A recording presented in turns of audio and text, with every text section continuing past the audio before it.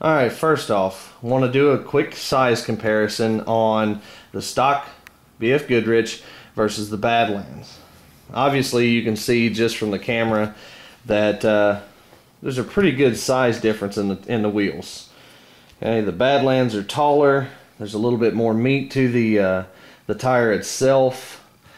The tread pattern is significantly different, and the Badlands are a softer compound than the BF Goodrich, which allows for a little bit better traction in dirt and grassy areas.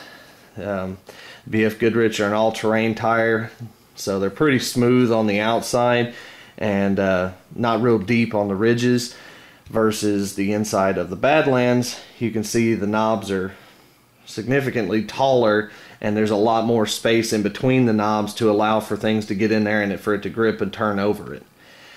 The stock wheel is a 2.2, and this is a 2.8 inch rim. Okay, this is the Torx rim from Proline. It's the only rim that I found so far that the Badland tires will fit on. So let's go ahead and assemble a couple wheels here. That way everybody can kind of see what we're doing. Alright, first off, take your wheel and you'll take your tire. This is how they come from Proline. They're unassembled. They have the foam in the inside. It looks a little off, but it'll straighten itself out when you get there. Okay. What you do is you take the wheel and then the tire itself, and on the side of the tire, I don't know if you can see it, right here there's a little flaming skull that kind of tells you the direction that the tire should go, should be turning. Most of the tires have that. On the BF Goodrich, you want the tire to turn to where you can actually read the BF Goodrich or the mud terrain tire. Alright, so what you do is you'll take one of these, take a tire, and you're going to insert the rim from the front side. So let's see.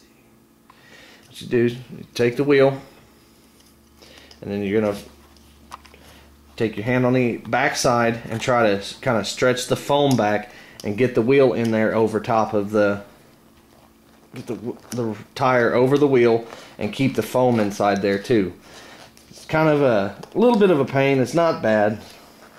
Just kind of got to work it on, keep wiggling it on, and stretching the rubber over the wheel itself.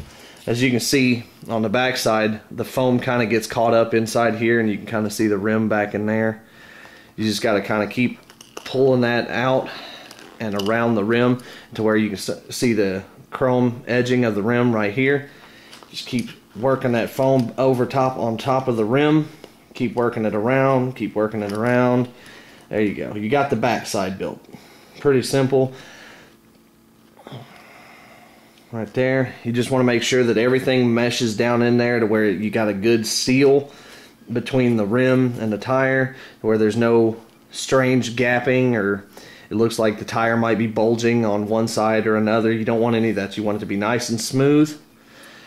Alright, then you're going to work on the front side. You can see there's a little bit of a gap right there. Okay. Before we get too far into this, the Proline wheels are designed with a groove in it. Okay. And each one of the tires on the inside, the rubber kind of goes in at an angle. Alright.